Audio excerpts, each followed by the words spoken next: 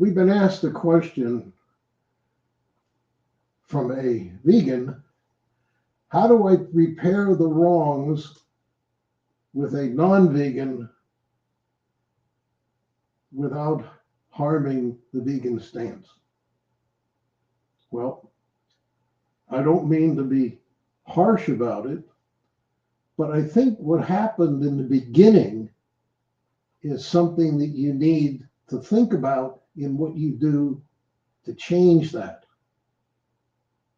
And the thing that we are told, which is part of loving God, is that we are to love our neighbors as ourselves. Now, if we take a look at this and think about it, part of that love, your neighbor, and this is the non-vegan, you didn't think about in the beginning. But you're concerned about it, which is the unction of the Holy Spirit touching you and say, come on, you've done this. So what you do is you have to let the person know that it's been bothering me what I said. Because it wasn't loving. It wasn't however you approach this non-vegan.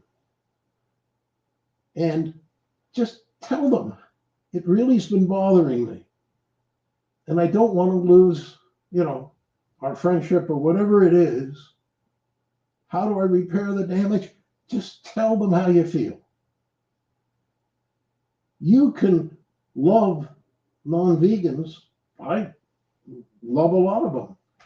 And I'll tell you something, I haven't found one other truly vegan here in Richland Center, Wisconsin, since we moved here. But I have friends with a lot of other people. And I let them know I'm vegan. And people, when they know you're vegan, they seem to be embarrassed that they had only non-vegan food. Well, that is giving the message out without necessarily harming the person. You're being loving, but you're telling the truth. And maybe that's the best way to have your relationship with non-vegans.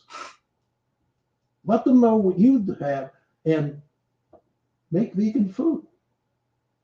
Let them know what it is that you can eat and enjoy the food and everything else. It's not a burden,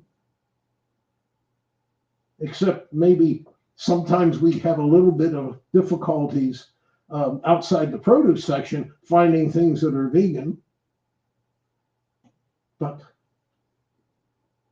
once you get used to it, it becomes very easy. And we know where not to look. You're not going to find anything vegan usually in the meat case or in a dairy case. But next to the dairy case, you're starting to see non-vegan or vegan foods. And next to the meat case, and sometimes even in the produce area, you'll see artificial meats. Now, I don't eat those because they look a lot like it, but occasionally I'll have one because somebody else that's there likes those things. But I'd like to stay with whole foods. But that's something that you have to approach with people. And you got to approach it with love. If you love yourself, you love your neighbor. That's all. Amen.